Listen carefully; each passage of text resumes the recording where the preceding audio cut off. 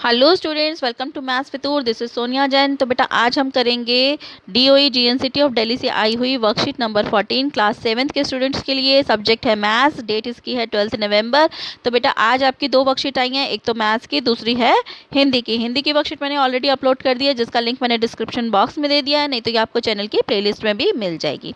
तो चलिए मैथ्स की स्टार्ट करते हैं। टॉपिक है कंपेयरिंग क्वांटिटीज़ और उसके साथ हमारा है, उसमें हम करेंगे सिंपल इंटरेस्ट। सिंपल इंटरेस्ट का मतलब होता है ब्याज, ठीक है। If you wish to save your money, where do you deposit it? अगर आप अपना पैसा डिपॉजिट मतलब सेव करना चाहते हैं तो आप कहाँ डिपॉजिट करेंगे? तो इसका आंसर लिखेंगे बेटा इन the bank. In the bank. क्यों बैंक में? क्योंकि देखो बैंक में हमारा पैसा जो है वो सेफ रहता है, प्लस उस पर इंटरेस्ट करके मिलता है, ब्याज मतलब बढ़ के मिलता है। हमें जो भी पैसा मिलता है वो बढ़ के मिलता है, ठीक है। तो इसका आंसर हम लिख देंगे I wish to save my money in the bank, ठीक है। या इन द बैंक भी लिख देंगे तो भी आंसर सही होगा।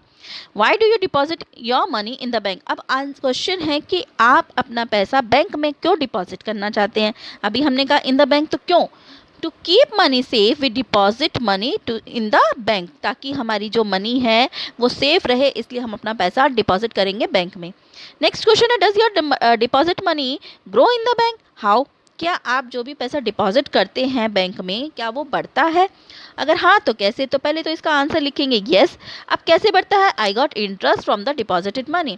तो मुझे उसके बदले में क्या मिलता है? इंटरेस्ट मिलता है। जो भी पैसा हम डिपॉजिट करते हैं उसके बदले में हमें इंटरेस्ट मिलता है, ठीक है। आगे करते हैं, when we need money we borrow from the bank. देखो एक तो हम डिपॉजिट करते हैं अपना पैसा, ठीक है, तो हमें इंटरेस्ट मिलता है, पैसा बढ़ के मिलता है। इसके अलावा हम बैंक से लोन भी लेते हैं, यानी कि उधार लेते हैं हम बैंक से, ठीक है।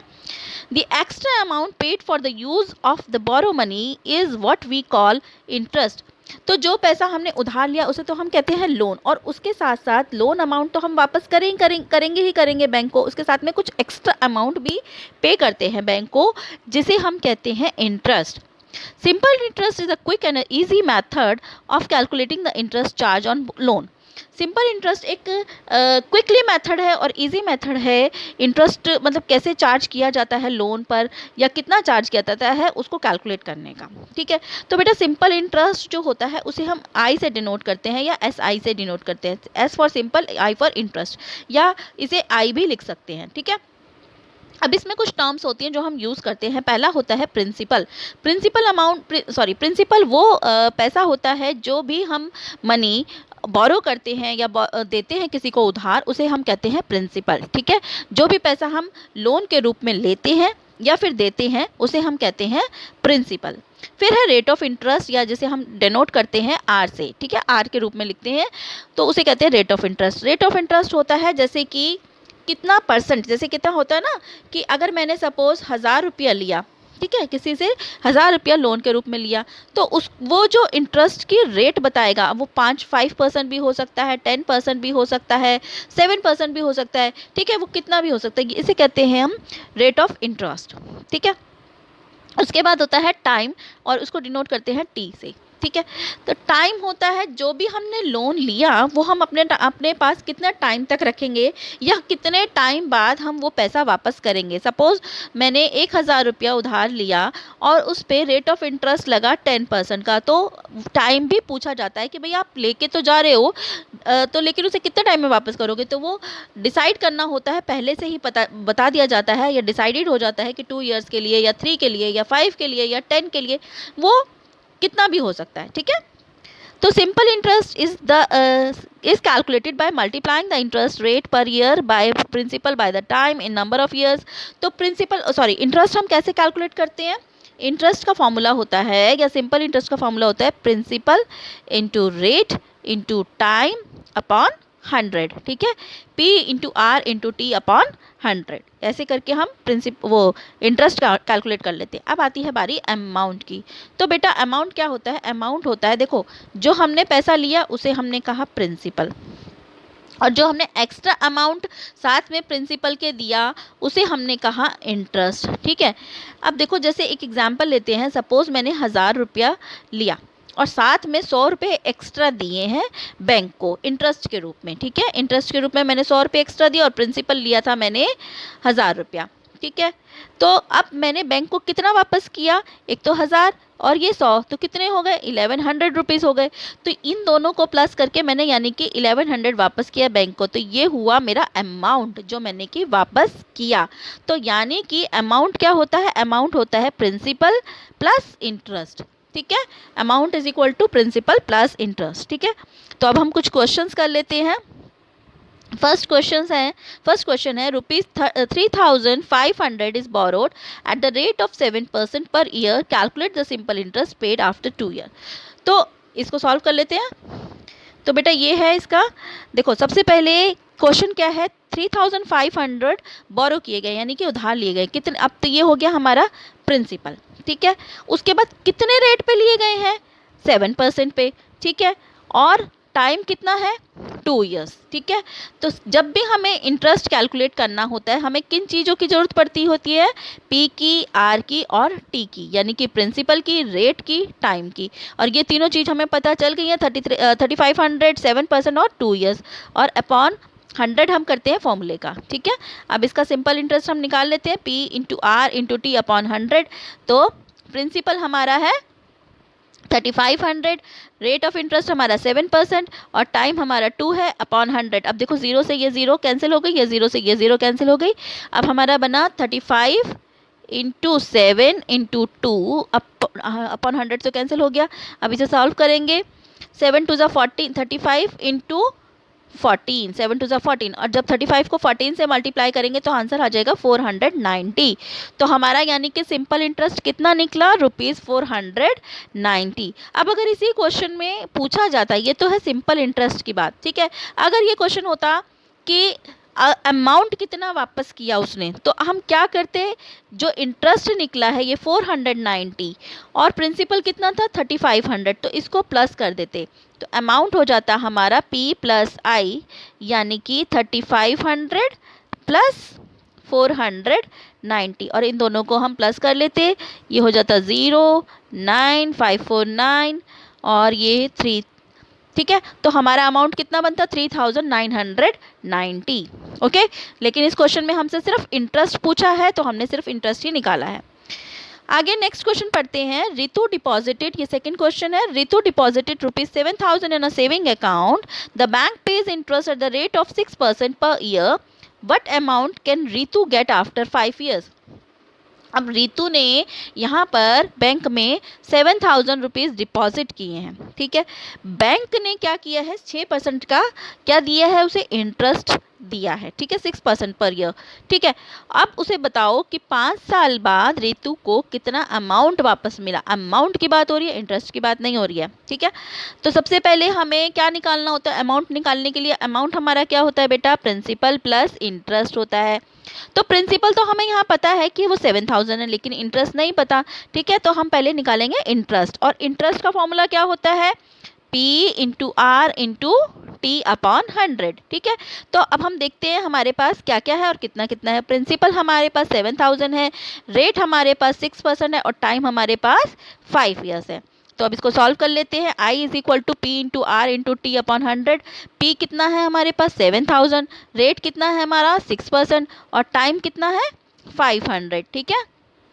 फिर हम कैलकुलेट कर लेते हैं, 0 से 0 कैंसिल, 0 से 0 कैंसिल।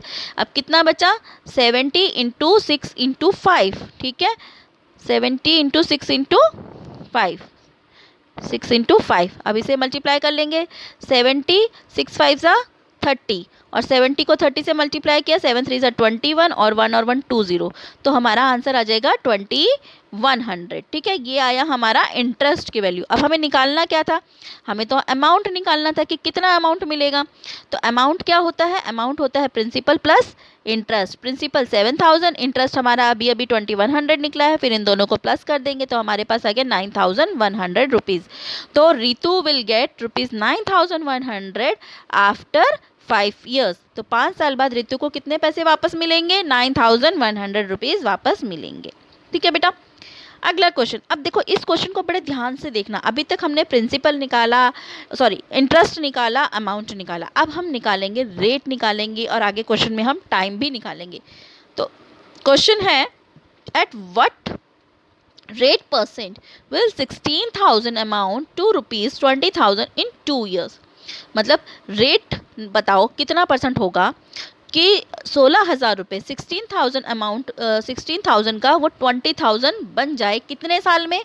2 साल में। ठीक है, तो देखो हमारे पास यहाँ पे प्रिंसिपल कितना है? 16,000। ठीक है, 16,000 प्रिंसिपल है, अमाउंट कितना है? 20,000, क्योंकि बोला गया है कि 16,000 रुपये कितने बन जाए? 20,000 रुपये। मतलब अगर मैं सपोज बैंक जाती हूँ, भाई मैं बैंक से कहती हूँ मेरे पास 16,000 रुपये हैं, अब आप मुझे बताओ कि मुझे 2 साल में वापस चाहिए, या तो कितना रेट ऑफ इंटरेस्ट होता है, या मैं 16,000 रुपये आपको देती हूँ तो कितने रेट ऑफ इंटरेस्ट में ये 20,000 हो जाते हैं। ठीक है, तो प्रिंसिपल 16,000, अमाउंट हमारा 20,000। अब देखो रेट के लिए हमें सबसे पहले हम क्या करते हैं? आई चाहिए हमें। ठीक है, क्योंकि हमें किसका फॉर्मूला पता है? आई का, P into R into T upon 100। ठीक है, तो हमें पहले आई पता होना चाहिए। तो आई कितना है? आई जानने के लिए, इंटरेस्ट जानने के लिए हम क्या करेंगे? अमाउंट में से प्रिंसिपल को माइनस कर देंगे, यानी कि 20,000 में से 16,000 माइनस किया, विच इज बिकम 4,000। तो ये आ गया हमारा इंटरेस्ट। ठीक है, इंटरेस्ट आ गया 4,000। टाइम हमें दे रखा है 2 years। ठीक है, टाइम हमें दे रखा है 2 years, रेट हमें निकालना है। तो अब हम लगा लेंगे I is equal to P into R into T. लेकिन हमारे पास यहाँ I की वैल्यू पता है, वो कितनी है? 4,000। और प्रिंसिपल की वैल्यू पता है, टाइम की वैल्यू हमें पता है, हमें किसकी वैल्यू नहीं पता? आर की वैल्यू नहीं पता। तो अब हम क्या करेंगे? आर को इस तरफ लिख देंगे।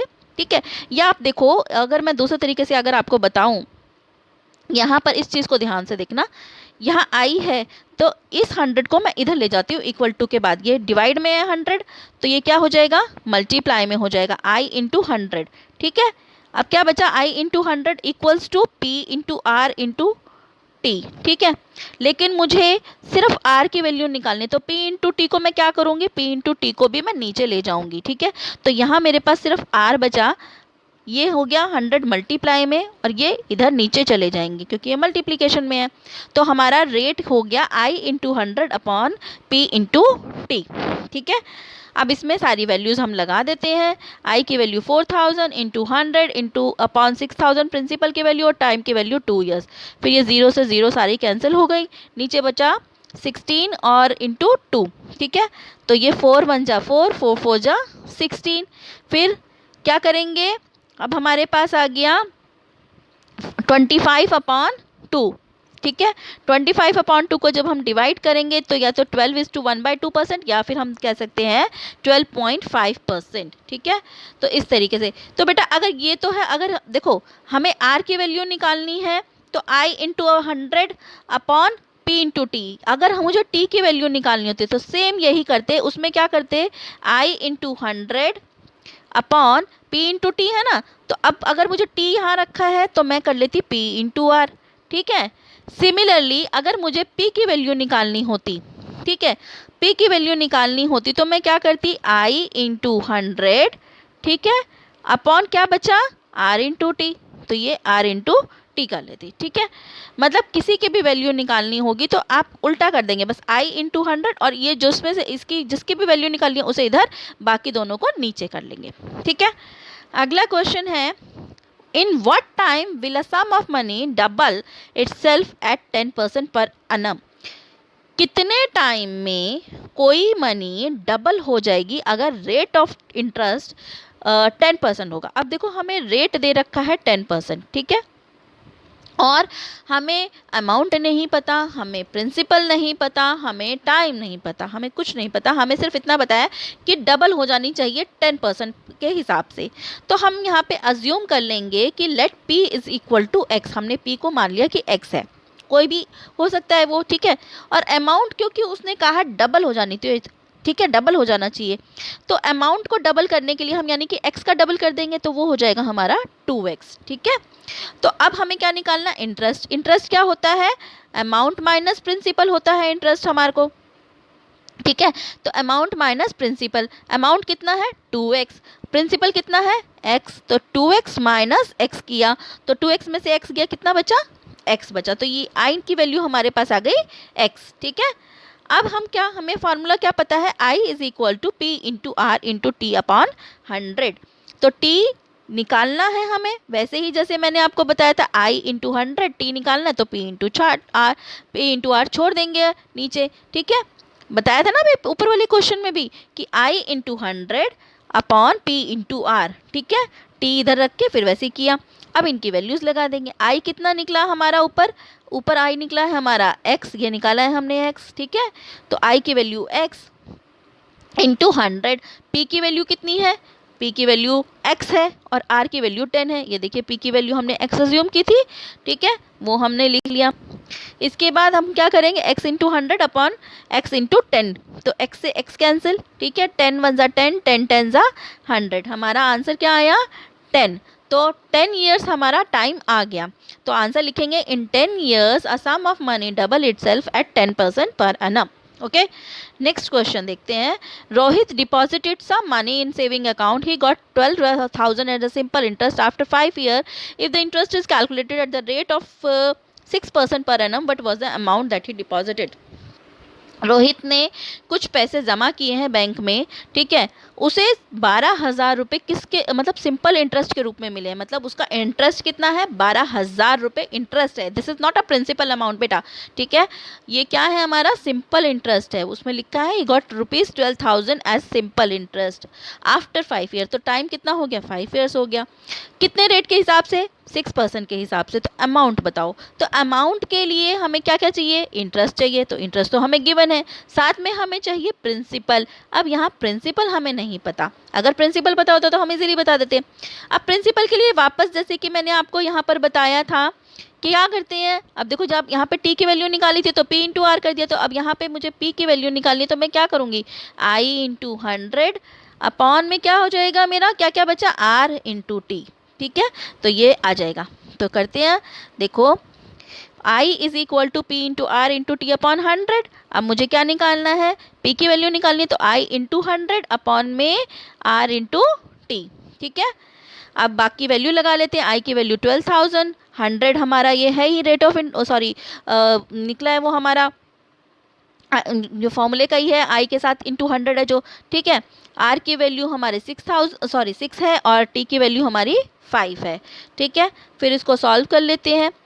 तो देखो ये हो गया 5 1 ज़ा 5, 5 2 ज़ा 10, 5 0 ज़ा, ठीक है, 6 1 ज़ा 6, 6 2 ज़ा 12, ये आ गया 2000।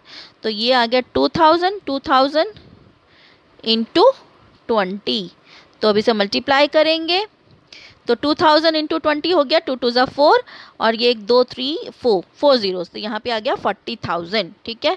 तो हमारा आंसर निकल गया 40,000। तो आंसर लिखेंगे ₹40,000 has to be deposit to get ₹12,000 as interest in 5 years.